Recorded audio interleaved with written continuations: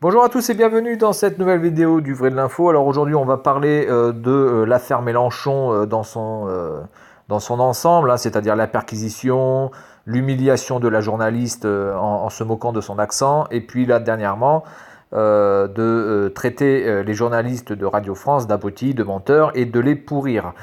Ce qui peut quand même engendrer quand même des violences vis-à-vis des journalistes pour les militants qui sont peut-être pas trop aidés intellectuellement et qui risquent de prendre au pied de la lettre ce que dit Mélenchon. Alors moi je suis pas là pour critiquer Mélenchon ou pour le mettre au zénith ou au pinacle de quoi que ce soit.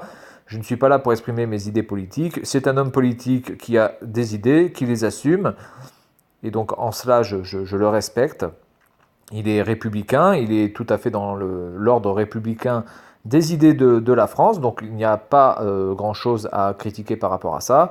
Il a ses idées, elles sont les siennes, voilà, il fait ce qu'il veut et bonne chance à lui dans le futur. Cependant, je tiens quand même à signaler que la première étape de sa dégringolade a été donc par rapport à la perquisition qui s'est passée, où il s'est opposé physiquement à une perquisition, et ça, c'est pas républicain.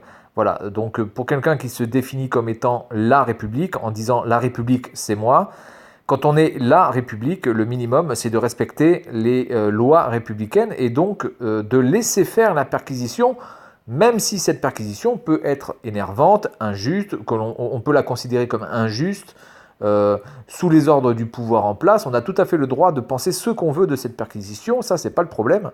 Mais à partir du moment où on fait obstacle à la police, où on fait obstacle aux magistrats, aux procureurs, c'est évidemment, c'est beaucoup moins républicain. Donc je pense qu'il aurait eu beaucoup mieux à faire, c'est-à-dire de laisser faire la perquisition, de filmer ce qui se passe, de prendre tous les témoins possibles et ensuite de faire une conférence de presse pour mettre tout à plat. Et je pense que dans cette situation-là, il aurait franchement ridiculisé le pouvoir et il aurait eu beaucoup de soutien par rapport à ça. Ensuite, la deuxième étape, ça a été donc l'affaire avec la journaliste qui avait un accent du Sud. Alors ça, par contre, ça pour moi, c'est impardonnable. Voilà. Autant je peux comprendre l'énervement d'une perquisition, autant je peux la comprendre. Autant se foutre de la gueule de quelqu'un qui a un accent, qui soit alsacien, breton, savoyard, du sud, de Marseille, de Bordeaux, ou basque ou corse, ça c'est inadmissible de la part d'un républicain. Un républicain, il prend tous les Français. Et à partir du moment où on se fout de la gueule d'une femme parce qu'elle a un accent un peu trop prononcé au niveau du sud, ça c'est intolérable. Donc là pour moi, ici, il n'y a aucune excuse. Et j'espère franchement qu'il aura le retour du bâton par rapport à ça. Et donc là, le dernier article, la dernière chose en date, c'est Radio France. Et le fait que vous voyez ici dans le texte, on voit pourrissez-les partout où vous pouvez. Les journalistes de France Info sont des menteurs, des tricheurs, a-t-il dit, les qualifiant également d'abrutis. Ils sont comme les moutons, il y en a un qui court et tous les autres courent derrière. Bon, alors, moi je suis pas là pour soutenir les journalistes parce que globalement, je pense qu'en effet, les journalistes sont de base totalement dépendants et totalement à la botte d'un pouvoir, qu'il soit d'un pouvoir bancaire, politique, financier ou lobbyiste. Donc je pense franchement que les journalistes, il y a très peu de journalistes qui ont vraiment cette capacité d'objectivité et d'indépendance. En tout cas, certainement pas à France Info, pas plus qu'à Libération d'ailleurs, ou dans Le Monde ou Le Figaro. Mais ça n'empêche pas qu'on ne peut pas traiter les gens comme ça. Les journalistes se basent par rapport à des faits, les faits sont donnés, et donc libre à lui ensuite de les contester par des arguments. Voilà, donc le directeur de France Info, Vincent Giré, que je ne connais pas évidemment, a dénoncé une attaque irresponsable contre ces journalistes, tandis que la PDG du groupe public, Sybille Veil, saluait leur professionnalisme. Bon alors là, on va avoir deux camps, hein, évidemment. On va avoir le syndicat des journalistes qui vont être pro-journalistes et qui vont dire que les journalistes sont blancs comme neige, sont fabuleux et que donc Mélenchon est un connard à les insulter. Et puis de l'autre côté, on a Mélenchon qui va lui passer qui va passer à l'opposé, qui va dire que tous ces journalistes sont tous des journalistes absolument à la botte du pouvoir, à la botte d'un système et qui n'ont absolument aucune aucune capacité d'objectivité. Bon, je pense que la vérité, encore une fois, se situe entre les deux. Mélenchon n'a pas tort de dire que les journalistes, des fois, ne font pas forcément un travail très objectif.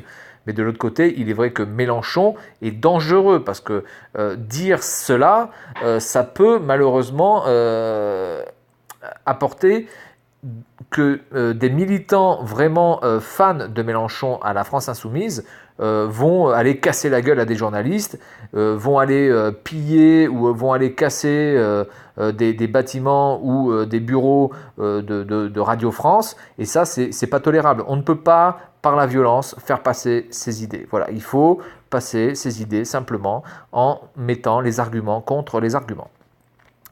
Voilà, donc dans cet article de Libération, les attaques et incitations à la violence contre les journalistes sont inadmissibles et n'ont aucune place dans une démocratie. Voilà, a pour sa part tweeté le ministre de la Culture, Franck Riester, le nouveau ministre de la Culture. Voilà, bon écoutez, Mélenchon, moi je suis pas là pour critiquer Mélenchon en tant que personne et en tant que idée politique ou par rapport à sa représentation dans la France Insoumise. Je dis simplement que ce qu'il a fait, peu importe qui l'aurait fait, que ce soit à droite, à gauche, ou même simplement des acteurs ou des artistes, on ne peut pas se mettre en porte-à-faux comme ça sur des perquisitions qui sont ordonnées par la justice et la République. On peut les critiquer, mais il ne faut en aucun cas se mettre dans la violence excessive, car ça va le desservir. Et j'ai bien peur que malheureusement pour les européennes, ça risque de lui coûter assez cher. Voilà, donc j'espère que tout va pouvoir se remettre à peu près d'aplomb pour lui, en essayant peut-être qu'il fasse un mea culpa sur certaines choses, mais malheureusement je pense que le mal est fait et que la France Insoumise devrait peut-être se tourner vers un autre leader, ou en tout cas devrait essayer d'apaiser Jean-Luc Mélenchon de manière plus véhémente, parce que malheureusement on a vraiment l'impression que tous les militants de la France Insoumise soit sont vraiment à fond derrière lui et donc ne cherchent même pas à le critiquer et essaient absolument de tout excuser, soit se détournent, ne veulent pas commenter et se mettent en position neutre, mais il n'y a quasiment aucune personne de la France Insoumise qui a critiqué les actions et le comportement de Jean-Luc Mélenchon. C'est un peu dommage. Voilà, donc c'est tout pour cette vidéo concernant cet article et ce qui s'est passé pendant cette semaine avec Monsieur Mélenchon. Et puis moi, je vous dis à la prochaine. Salut à tous.